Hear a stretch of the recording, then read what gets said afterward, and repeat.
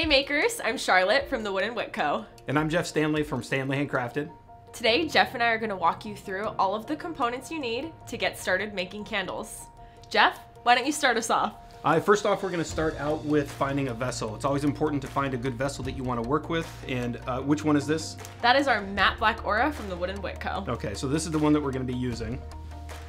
Perfect. Make sure you find out what the diameter is of your vessel, how many ounces of wax it holds, and that it's safe for use in candle making.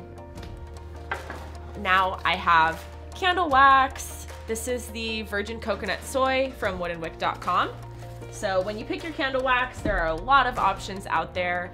You want to make sure that you have a candle wax that's easy to work with, has great glass adhesion, and it's going to give you a good hot and cold throw. So this virgin coconut soy wax from Wood & Wick is super easy to work with, and love the performance on this wax. Next up, you're going to want to find a fragrance oil that you want to work with. Now this is a really nice one from the Wood & Wick Co. It's woody, leather, and brandy. And the other thing that you want to look for along with the wax is most waxes, and I know your guys' wax does this, it tells you exactly how much oil to put into the wax per pound. So you definitely want to pay attention to that. Yes, absolutely. And the last component in your candle is going to be your wick. So today we're going to be working with wooden wicks. Wooden wicks are a great wick to start out with if you're an entry-level candle maker. They're easy to use.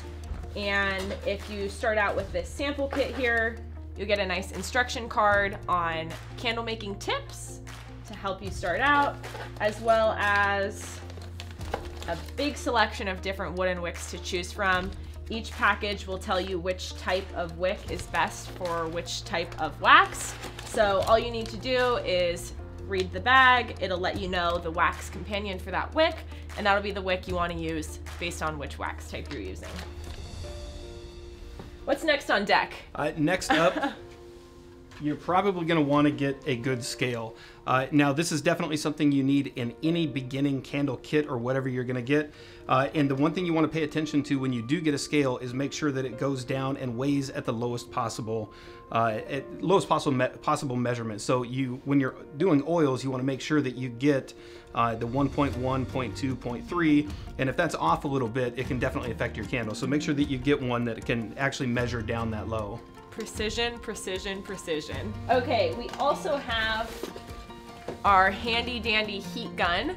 So we like to refer to a heat gun as a candle maker's best friend. Yes. A heat gun is basically going to help you smooth out any imperfections on the surface of your candle. If you have cracks, dents, divots, whatever happened to that candle during your candle making process, your heat gun can basically fix it. So Absolutely. It's an awesome tool to have around. Yeah, a heat gun is definitely one I always tell people to get. It's just going to fix everything and make sure that you get a smooth top every time. Totally worth the investment. Make your life easy. Get a heat Absolutely. gun. What else do we have? Next up is going to be a melting pitcher, and we've got the thermometer in there as well. Thermometer, obviously, you're going to be using that to find out the temperature of your wax when you're heating it up, so that you know you're going to take the wax to a certain degree, and then you're going to add your oil at a certain temperature as well. So very important. These long stem ones are really nice to hold inside of the pitcher, and then of course, which leads us right into the next piece, which Yes. is the melting pitcher itself.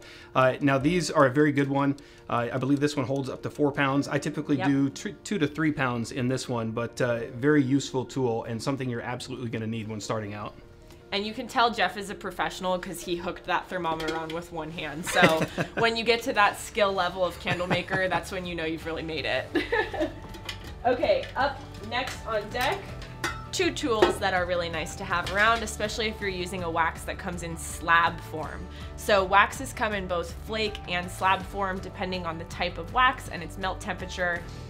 This is our wax cutter, so really helpful to just measure out the amount of wax you need. You may not always be making the amount of candles that correlate to your total slab, so good to have this. You don't have to reach into your kitchen tools at home and get candle wax on them. And then the wax tongs are another little fun tool that can help you just handle your wax. You can also use gloves, but just keeps things a little bit cleaner in the process. Exactly. The wax tongs are really nice, especially like Charlotte said, when you're working with certain waxes, they can be a little bit softer. Yep. And if you're moving quickly back and forth between the vessels to the wicks and everything like that, you can definitely get the wax on your hand. So having the tongs to pick that stuff up makes a big difference. Yes, I like to call myself a messy maker because Very messy. I tend to spill things or get things on myself. So having wax tongs, a wax cutter helps to proof my area and make sure I'm not making an even bigger mess. Next up, we've got basically a good set of wick trimmers. Now, these are going to come in handy when you're going through, if you're pouring large batches of candles. Having a good tool to go through and cut the wicks, it helps a lot. So a good set of wick trimmers will help tremendously. Next, we have a double boiler. So you need a stove-safe pot as well as a hot plate.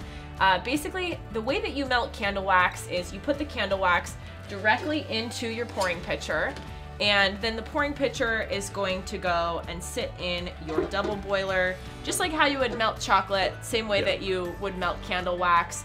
And this helps to melt the candle wax nice and evenly, so you don't get any hot spots. Exactly, very important tool, and a lot of people ask this one.